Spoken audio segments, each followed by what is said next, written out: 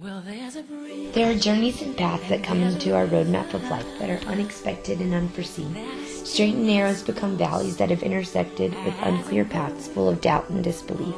These paths are trails where you feel that even on a cloudless day, the sun couldn't light your steps. On August 24th, 2012, my straight and narrow road took a turn down an unclear path that I had no desire to walk down. Hearing a diagnosis of cancer will rock you to the depths of your core that you didn't know existed. The panic turns into frustration because of what you feel you have yet to accomplish, and fear complicates a difficult situation in ways that words cannot express.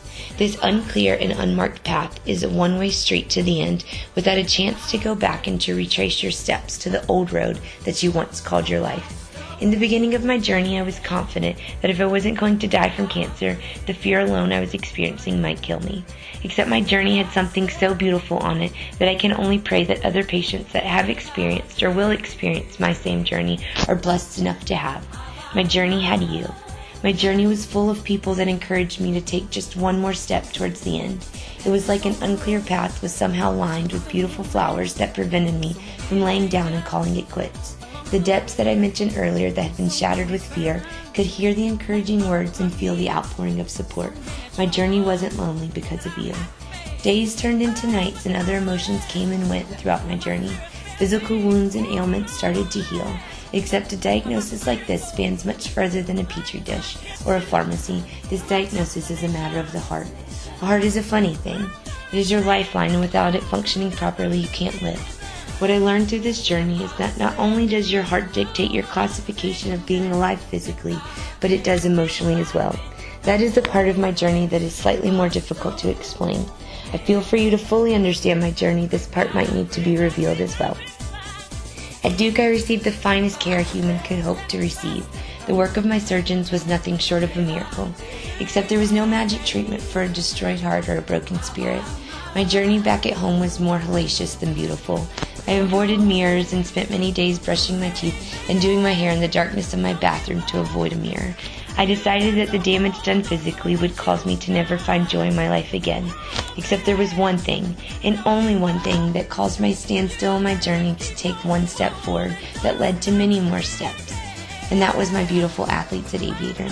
When Keith and I started our program, we decided that this was going to be our mission field. This was the place where we'd make a small dent in the world. After a few difficult days, I happened to be blessed enough to hear a sermon where our pastor spoke on turning our misery into our ministry. I knew he was talking to me. How could I try to impact kids and teenagers if I stayed this broken? Growing up in our society is hard and sometimes brutal. The pressure to be beautiful by definition is unrealistic, and it's not obtainable without some highly paid photographers with very expensive editing software. So I decided once and for all, my misery was going to become my ministry. Trust me, I don't hate my scar any less today, but I can look in a mirror. I can look in someone's eyes when I speak without the fear of them staring at my scar. I can face the world in ways that I couldn't even a few months ago. So if my journey can be useful to you in any way, then the steps I had to take will be worth it.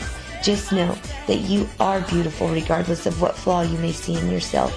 You are perfectly created with not a hair out of place or a freckle misplaced.